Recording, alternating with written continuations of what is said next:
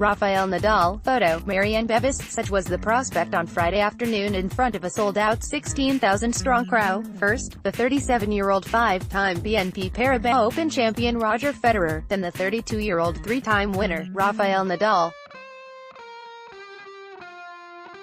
Federer played the 67-ranked Hubert Hurkacz, who had just 11 main tour wins to his name before his arrival in Indian Wells. Federer was up 65 wins at this tournament alone.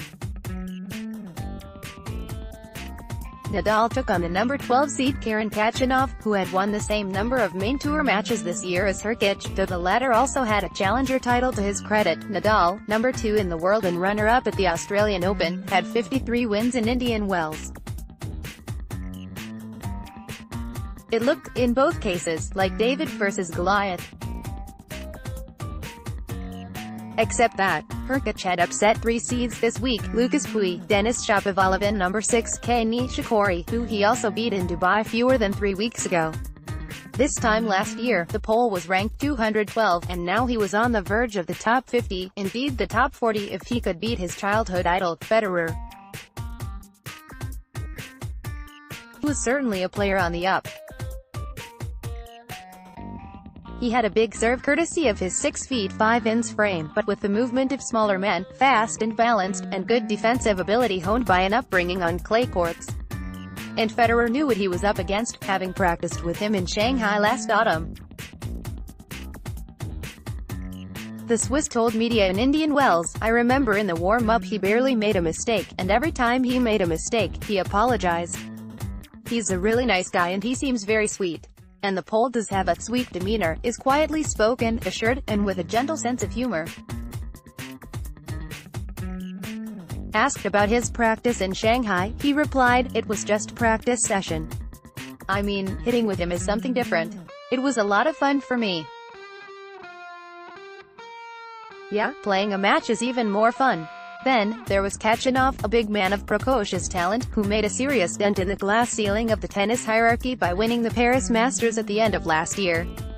And that was just one of 3 titles in 2018, having already made his first final at just turned 20 in 2016.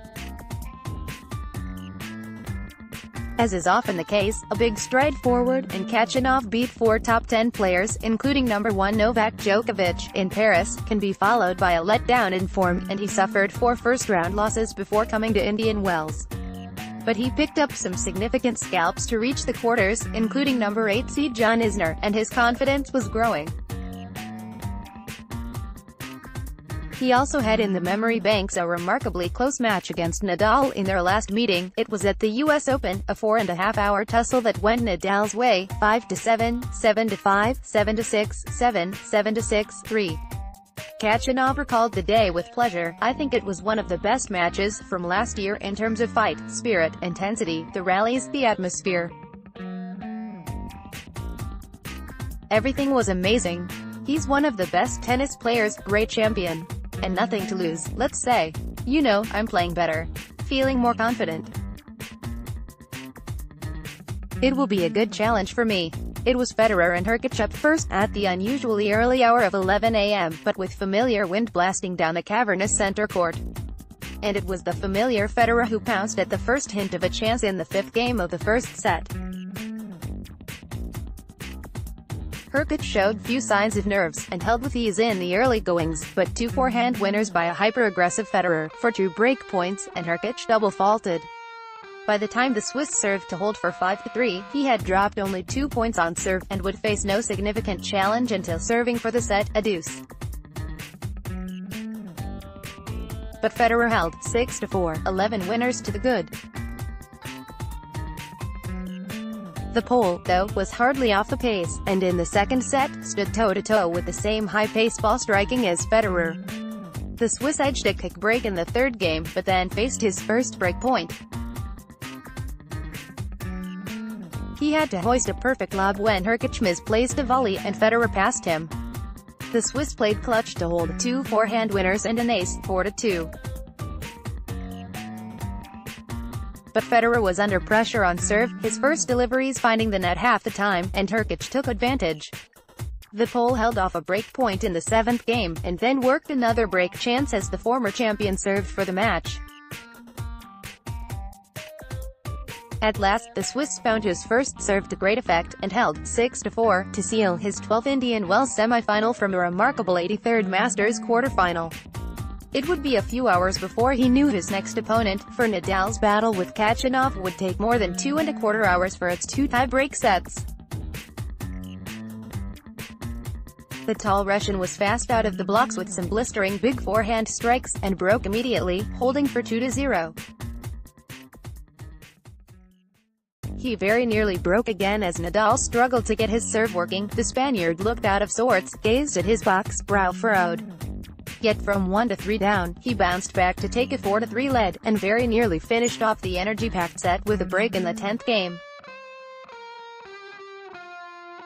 But Khachanov showed great resistance, and real speed about the court. To fend off 4 break points, it headed to a tie-break. Once there, Nadal came out all guns blazing, edged the first advantage at 2-1, and quickly opened the lead to close it out, 7-6-2, after 1 hour.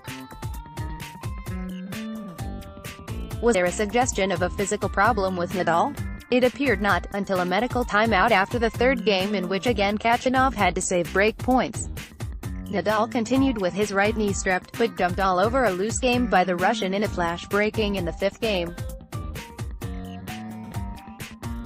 Once more, Khachanov dug deep, broke back, and had a chance to grab the set courtesy of a cracking cross-court pass, but he could not press home his advantage. It would go to another tie-break, a near-carbon copy of the first. When the going gets tough, there is no one better to fight your corner than Nadal.